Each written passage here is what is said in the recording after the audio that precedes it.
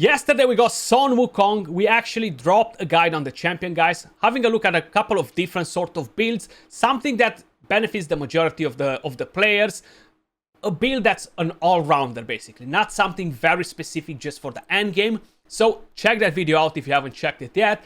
In today's video, guys, I'm gonna share with you one build that makes Son Wukong broken, but this is going to be a very specific build, and this is going to be something more endgame, particularly for high-end arena. But before we move over to talk about the build on Son Wukong, guys, I just want to say we're gonna have an account giveaway, so we're gonna get to give this whale account away.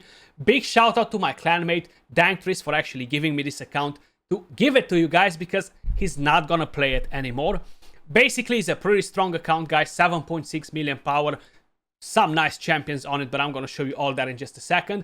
All you gotta do to enter the giveaways, drop a like on the video, be a subscriber to the channel. So if you haven't subscribed just yet, what are you waiting for? Smash that subscribe button, and of course drop a comment on the video, guys, so I can pick the winner. And let me know, what do you think about Son Wukong? You think he's a strong champion, an average champion, or a rubbish champion? Let me know in the comments down below to enter the giveaway. Now that's the account right here. How I mentioned, 7.6 million power, almost 6k gems, almost 60 million silver. We have some energy stacked up. We have some shards here as well. We do have the 10x on Necret and Warlord, but you know what? I'm not gonna open the shards. I'm gonna leave them on the account for whoever is gonna win the account.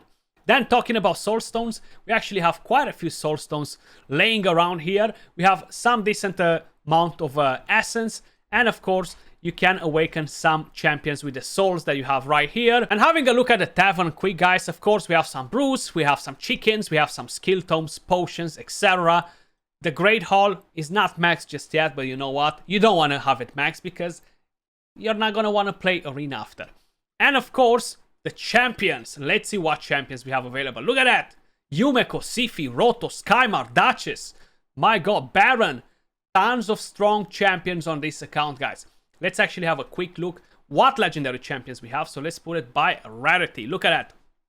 Tranda, Ninja is on the account as well, guys. Leorius, we have Mitrala, we have Dracomorph, Lydia. A lot of strong champions on this account. Hands down, Brockney. So you can make the most broken team in the game for the Hydra Clash if you wish to do it. We have Ronda right there. So we have the daily login champions that we got. Artak, UDK is somewhere here as well. We can see him right there. Cupidus, a dupe Arbiter. That's going to be good for the Faction Guardians. A dupe Brockney, a dupe Tranda. Tons of awesome champions. You have Amic, which was the past fusion. I've seen that we have as well Gnut, which was a past fusion as well. So you should be pretty spot on, sorted, when you're gonna get this account for whoever is gonna win it. Tons of awesome epic champions. When we are talking about the clan boss team, let's see what clan boss team he's using. He was using, actually. Most probably will be the Bat-Eater. So there you go. Quick battle, Bat-Eater, going all in at it, and bang, you just got a nice 1-key clan boss team. 88.68 million damage. But that's it, guys. This account is gonna be up for the grabs. I'm gonna announce the winner at the end of the week. On Sunday or Saturday, I'm gonna do a stream, but I'm gonna keep you posted on the community tab in another video. And how I mentioned, if you wanna enter the giveaway, drop a like, drop a comment, tell me what you think about Son Wukong, and make sure you're a subscriber of the channel. Let's move over to the video. So this right here, guys, is my endgame Platinum Arena build for Son Wukong. And you can see I have pretty good accuracy on him, pretty good speed. Some of you guys might think that the answer is high resistance UDK. Now, I want to quickly explain you one thing. Accuracy versus resistance always wins in Raid Shadow Legends. It's just the way the game works. Plus, it's easier for us to build champions on higher accuracy than higher resistance. Like, some of you guys most probably will be struggling to build champions with 700 plus resistance, while it's gonna be like a walk in the park to reach that 700 plus accuracy instead, you know? So I'm not talking about newcomers to the game, I'm talking about the end game players. And some of you guys are struggling with 700 plus resistance, right? And that's mainly because it's much harder to get the resistance on the team. You need survivability, you need all these good things, and it's much harder. Now, probably the highest resistance we can reach in the game at the moment will be at around 1000, and that's with maximum empowerment, maximum awakening, perfect rolls on everything, and that being on a 2-turn stone skin. If you don't have the 2-turn stone skin, your champion becomes pretty irrelevant. And then it's gonna be squishy, so my nukers will completely obliterate him. It's always been like this. Plus, the game kind of like always favors the accuracy over the resistance. So a lower amount of accuracy will beat a higher amount of resistance. It's always been like this as well. So I don't think that's the answer, high resistance UDK. Now I'm gonna show you my build, guys. I'm gonna explain you why this is so strong, because it enables some very powerful teams, and we're gonna see how we can actually use the champion like this. So basically, I have him on 3 accuracy sets, 2 perception, 1 regular accuracy. Total stats, 44k HP, 3.3k attack, 2.6k defense, 311 speed, 821 accuracy. Now with the masteries, I'm gonna get 20 more accuracy to start with when I'm using the skill for the first time. If I would have Yumeko, I could use a Yumeko lead. That will put me at over 900 accuracy to start with, okay? Let's just say that from the very beginning. Plus, I could potentially drop 10 more speed, gain 20 more accuracy, and I can actually glyph some different pieces of gear to get a bit of more accuracy and speed at the same time.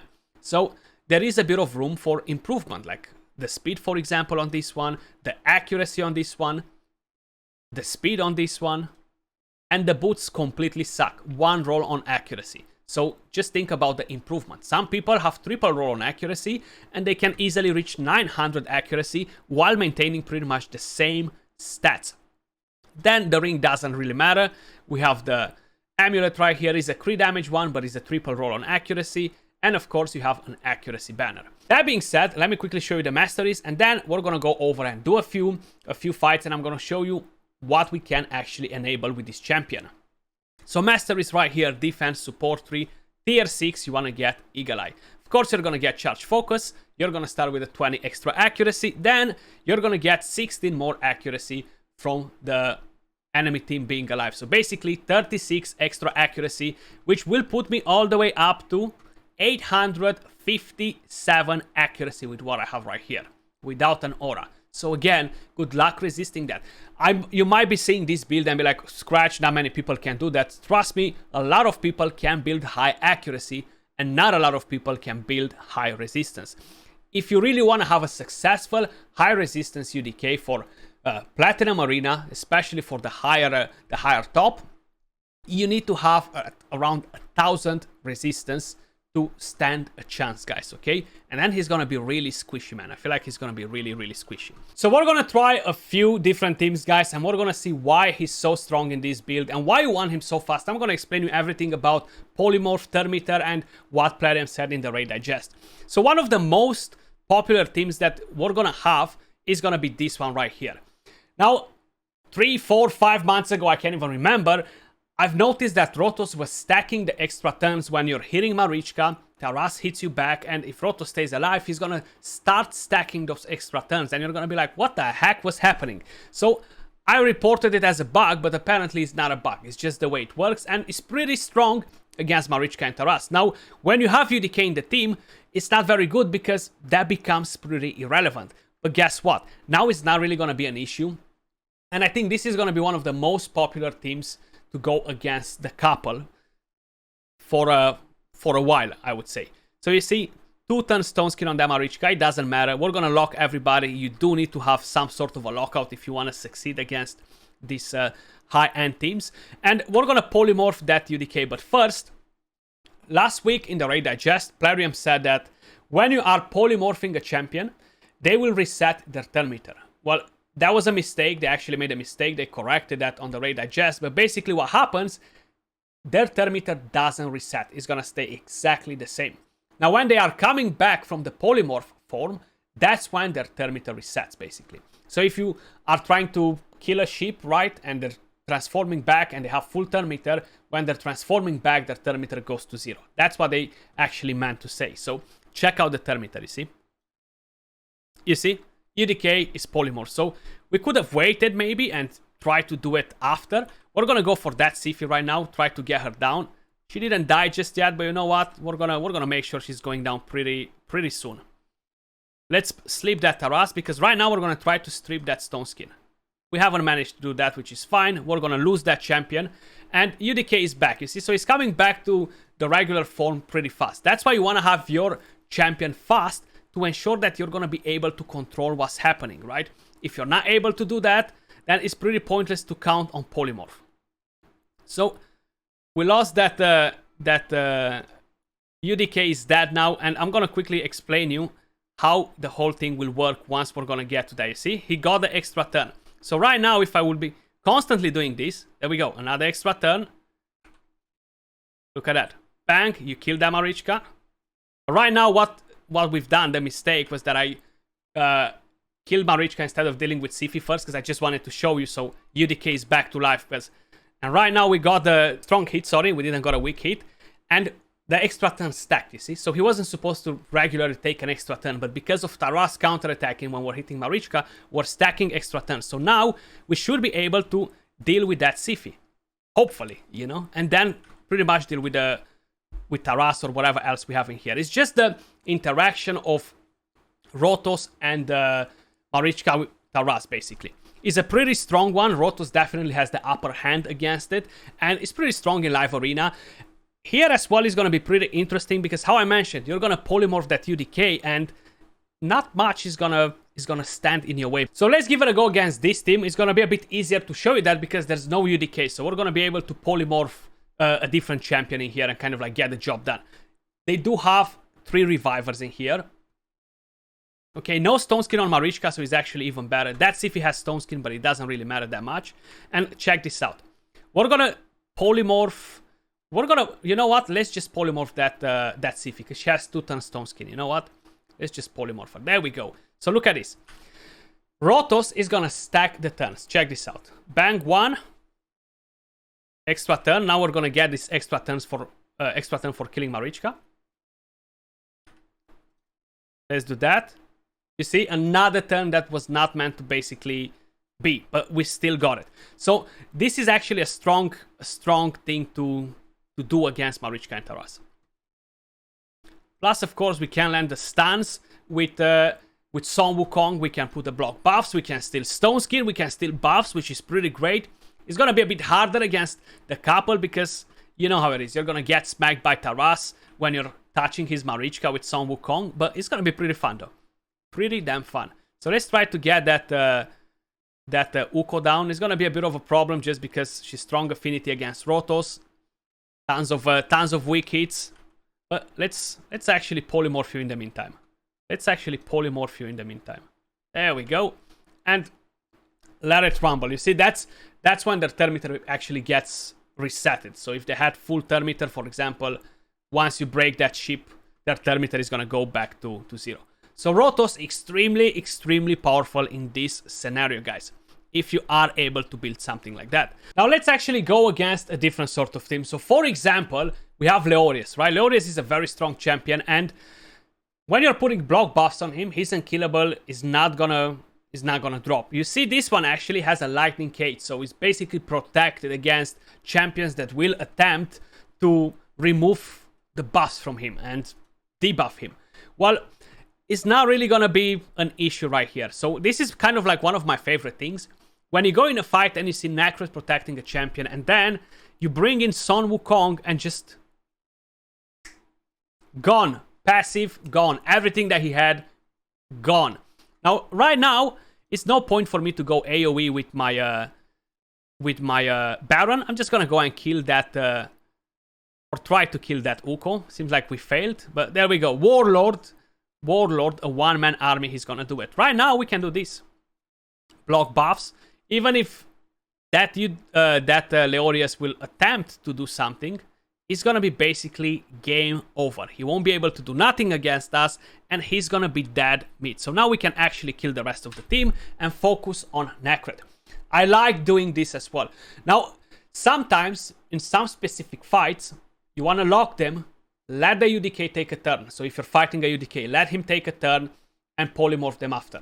Or let whatever champion you're planning to polymorph take a turn and polymorph them after if their turn meter is too high, because the polymorph is going to expire quick and you might not be able to get the job done instantly, you know. It's very good against champions that have strong passives like Harima. So if you would go against the 6-star polymorph team, right, going with a, I don't know, Ramant or something like that will get you polymorphed. like this, if you are planning to put that Harima out of her misery, right, and polymorph her to disable the passive, you can go with him and be safe. Now, if he's a UDK in the same team, it's going to be a completely different thing, right? It's not going to work in the same way. So that's just kind of like an idea. Let's see. I'm pretty high in Arena right now, so I might not be able to find too many teams. This one, unfortunately, it might be a very fast team. So if I'm gonna try to go against it, I might not be very successful. But you know what? Let's actually try, man. Let's actually try. We're gonna try to do it differently. Now, my Arbiter might not be fast enough for this Kraken right here with his +4 on everybody and 6-star on everybody. My God, look at that. I can't even find my Arbiter. I got shy, you see? Look at that. There we go. So let's bring Arbiter in. Maybe, just maybe, I'm gonna be faster. I doubt it. Yeah, no way. But you know what's the benefit? My 6-star Warlord and the Blessing. Thank you. So right now, I think that Kaimar resisted me. I'm gonna polymorph that Harima. And now I'm just gonna do that. Dead meat, basically. That's what that team is called. So normally, that Harima would make your life a living hell. We're gonna try to stun her so she's not gonna do nothing. What I do like, once you're gonna return back from the ship state, you're actually gonna keep the reaction. So basically like you never took a turn. So that's a good thing. They can actually crit on you. So even though we were slower than him, the temporal chain is godly against the Sifi and stuff like that. So we can't really complain about this. So that's a good example against Harima's passive. Now let me show you a different example, which we're not really going to encounter in Platinum Arena anymore. But if we're going over to Tag Team Arena, I'm pretty convinced that we might find a team with Cupidus, right? Cupidus so annoying with Venus. It's going to be pretty hard for a lot of you guys to deal with him. But guess what? That Cupidus right there is protected by Necret. It's going to make your life a living hell. This team right here. So we're going to go in like that. Okay. Looks good, hopefully. And the first team is going to be a loss directly. That Baron is going to smack us. But you know what? Doesn't matter. Let's take the L there. I wanna show you the fight with Cupidus, so I'm going to skip all the way there, basically. Okay, so we skipped the battle, and right now we are going against Cupidus and Venus. You see that? Cupidus is protected. Now, I don't really need Warlord to lock out here. Actually going to buff instead of locking out. Because if not, that Cupidus will counterattack. And look at that. Bang! And now, normally, we can deal with the rest of the team. Cupidus is usually very slow in pretty much every single team. And because of it, he's not really going to be able to do much. Now we can actually lock the rest so nobody can revive. And now we can steal the buffs. Seems like we didn't manage to steal the stone skin from that Necret, which is fine. We're going to focus on somebody else. But Son Wukong, guys, disables so many champions. Now, if you build him slow just with damage, it's not going to be as easy to control the polymorph, to make sure you're taking enough turns, you have enough turn meter to really make that polymorph count for pretty much every single sort of fight. That's why I decided to change my build to something like this that's fast with high accuracy. Now, of course, my Son Wukong is not empowered. We're not going to be able to empower him only from the end of October if we're going to manage to summon him. And of course, I have no awakening on him whatsoever. That will actually give him even better stats. Once I'm going to get to 4-star, I'm going to be able to get 50 more accuracy, putting me at 900 accuracy to start directly. So that's going to be just crazy. Let me know your thoughts in the comments down below. Hopefully you enjoyed the video. Hopefully you learned something new. Appreciate all of you guys watching. Much love, and I'll catch you all soon in the next video. Peace.